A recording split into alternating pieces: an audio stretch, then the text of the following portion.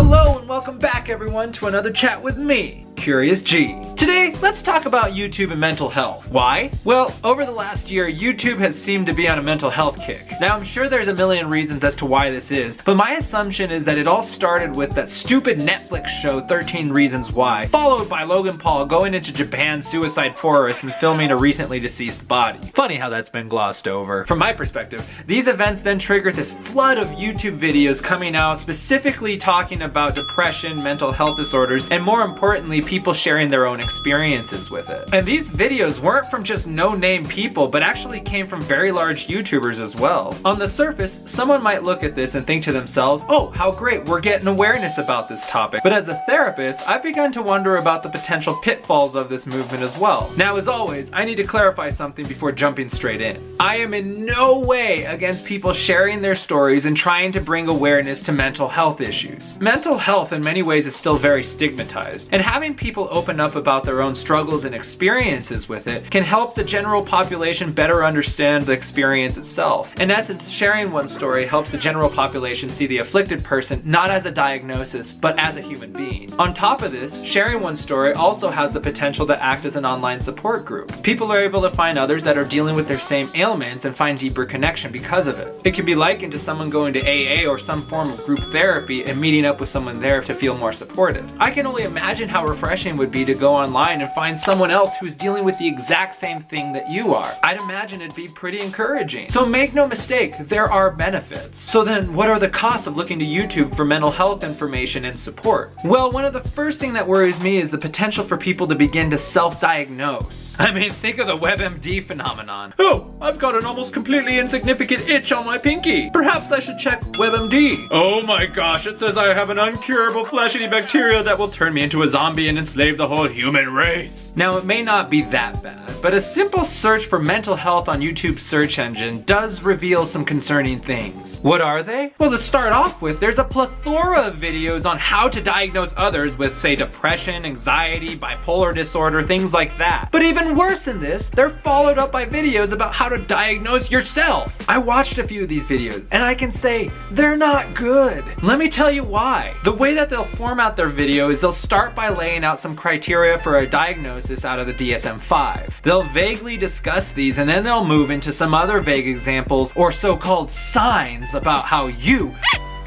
yes, you may just in fact be diagnosable with the very thing that they're talking about. Oh no, I dropped my ice cream cone while trying to eat it yesterday and I became minorly sad for about 3 seconds. I think I'm clinically depressed. No! Just stop it! The thing that people don't realize is that diagnosis is truly an art form in the sense that you have to tailor the diagnosis to each individual. The DSM's purpose is to give us a starting point to start to understand what's going on, but it is in no way the final say on what a therapist may or may not diagnose. The reason for this is because there's so many other societal factors that you have to keep in mind. Things such as race and religion. The DSM does touch on these things, but it is up to the clinical judgment of the therapist to be able to implement the diagnosis concerning all the information as a conglomerate whole. Now compare this to these crappy videos I was discussing. They don't provide precautions for the things that they discuss, and they lead the viewer to a misguided understanding of what these disorders actually are. It's messed up! Now of course not everybody's gonna fall for these things, but I just want to provide the warning to be aware of what you're watching.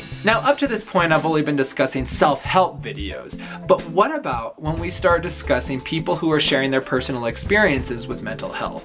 Well, I recently watched a live stream of a YouTuber sharing their experience with mental illness. It was actually very insightful to hear from this person at the beginning, but things started to go south when others in the chat began to ask her questions about their own symptoms. This YouTuber then began to analyze and dole out diagnosis after diagnosis after diagnosis to the people that were asking. This then created a sort of therapeutic alliance between this person and their viewers, which then led the viewers to feel comfortable enough to ask for advice on how to best treat the diagnosis that this person had just given them. Not only was what this person said pure conjecture, but it could also further exasperate the problems that people were currently dealing with. Now again, I'm not against sharing personal stories, but I think you can begin to see where the problems might start to arise. Many people need to remember that just because someone's been given a diagnosis does not make them an expert on how to best treat it. Sure, they'll have some very good personal information on how they may have dealt with it, but each person is different from scenario to scenario. Okay, let's push a little bit deeper now. When thinking about YouTube, we have to remember that at its core, it's an entertainment platform. Its main objective is to keep people invested in its site because the longer people stay on it, the more revenue that they gain. This then means that YouTube is very much like a major corporate media outlet in that it rewards sensationalized stories because that's what keeps viewers' attention. This business model can become very problematic when you start trying to weave it in with mental health awareness. I think a fair example to look at is the recent YouTube controversy with Shane Dawson and his whole series on the dark side of Jake Paul. He brought on a therapist, who was in no way qualified for the discussion, to talk about sociopaths and how Jake Paul's tendencies potentially fit this. Unfortunately, he ended with the horrible conclusion that anybody could potentially be a murderous sociopath,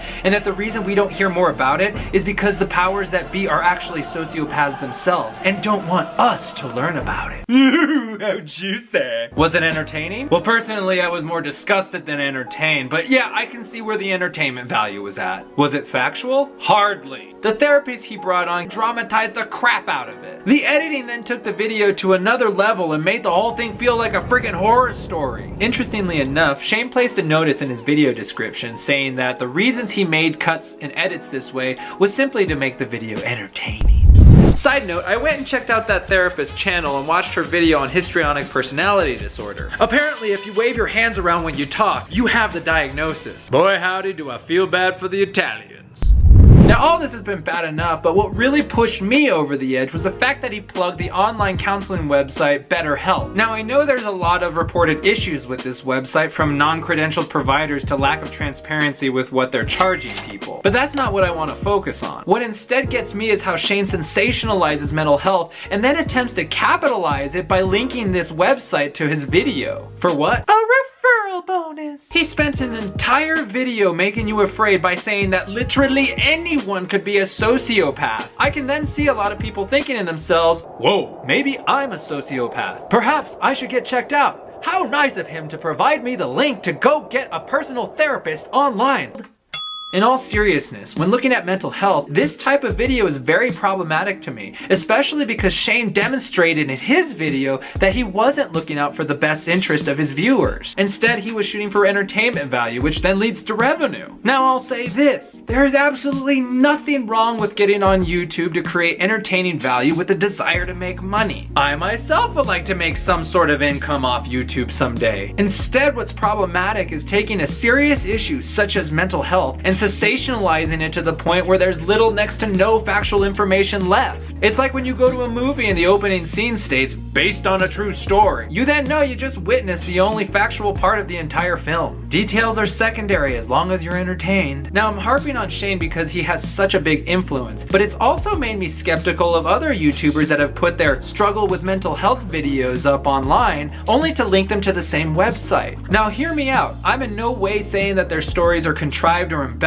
I'm instead questioning their reasons for creating the video in the first place. If you stand on a platform and say that you're going to share your story for the sake of a cause, at least keep your motives pure and don't turn it into a cash grab. Someone else might say, well, can't we spread awareness and make income at the same time? To be honest, I think you could, but personally, I don't think you should. To me, there are things that should not be exploited, and mental health is one of them. In my opinion, if you really do care about helping other people that are struggling with mental health, then share your story, but don't link it to some affiliate link that you have for some online counseling website. Instead, provide information to something that could actually help, something like the National Suicide Prevention Hotline. This is a service that provides immediate assistance 24/7 at no cost to the caller. Not only are you guaranteed to speak with someone who's fully qualified, these people also have a plethora of resources to help you get connected with a therapist should you need further therapy. As this is kind of a mental health awareness video, I'll be placing their information in the description below. And if you ever need to call, simply dial up 1-800-273-8255. Well, I'll be darned if that wasn't the most ranty video I've ever posted before.